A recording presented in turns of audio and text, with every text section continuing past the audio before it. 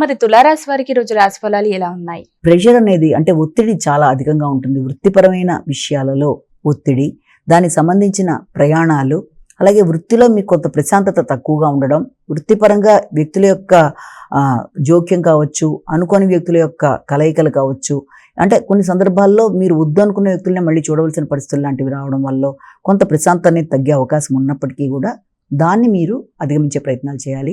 ముఖ్యంగా కొలీగ్స్తో కావచ్చు, ఆత్మీయులైన మీ యొక్క బంధువర్గంతో కావచ్చు, మంచి చర్చలు జరిపి సమస్యలు ఏదైనా ఉన్నా అధిగమించే ప్రయత్నాలు చేయడానికి మీరు మీ వైపు నుంచి కృషి చేయాలి.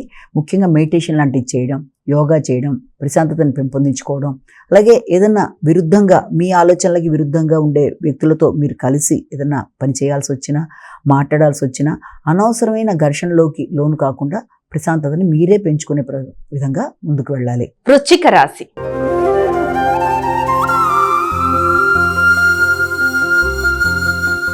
మరి వృశ్చిక రాశి వారికి ఈ రోజు రాశి ఫలాలు ఎలా ఉన్నాయి? వృశ్చిక రాశి వాళ్ళకి ఈ ఆర్థిక సంబంధమైన వ్యవహారాలు మాత్రమే కాకుండా పెద్దల యొక్క సహకారం, ఉన్నత విద్య, దూర ప్రయాణాలు మొదలైన వాటికి సంబంధించిన విషయాల్లో మంచి అవకాశాలు వచ్చేది. అలాగే దూర ప్రదేశాల్లో ఉండే చిన్ననాటి మిత్రులతో కూడా మీరు సంభాషించే అవకాశం, అలాగే నెట్ ద్వారా పరిచయం వ్యక్తులతో కావచ్చు, ఇంటర్నెట్ ద్వారా మార్కెటింగ్ మొదలైన వాటికి అవకాశం ఉన్నప్పటికీ కూడా వీళ్ళంతవరకు ఆ సందర్భంలో వ్యక్తులతో ఘర్షణకి లోను కాకుండా, అపార్థాలకి లోను కాకుండా, అంటే మాట పట్టింపులు, కమ్యూనికేషన్ ప్రాబ్లం మొదలైనవి లేకుండా ఏదైనా మార్కెటింగ్ వ్యవహారాల్లో కావచ్చు, వృత్తిపరమైన అంశాల్లో కావచ్చు తగిన జాగ్రత్తలతో ముందుకు వెళ్ళాలి. మీ పై అధికారులతో ఏదైనా ఆలోచనలు చేస్తూ ముందుకు వెళ్ళేటప్పుడు వారు చెప్పేది కూడా మీరు జాగ్రత్తగా విని ఆకలింపు చేసుకొని ఆలోచనలని మీరు ఉపయోగించుకుంటూ ముందుకు వెళ్ళడానికి ప్రయత్నం చేయాలి.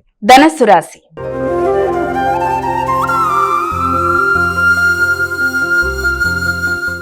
మరి ధనుసు రాశి వారికి ఈ రోజు రాశి ఫలాలు ఎలా ఉన్నాయి? ధనుసు రాశి వారికి వృత్తిపరమైన విషయాల మీద అధిక శాతం దృష్టిని కేటాయిస్తారు.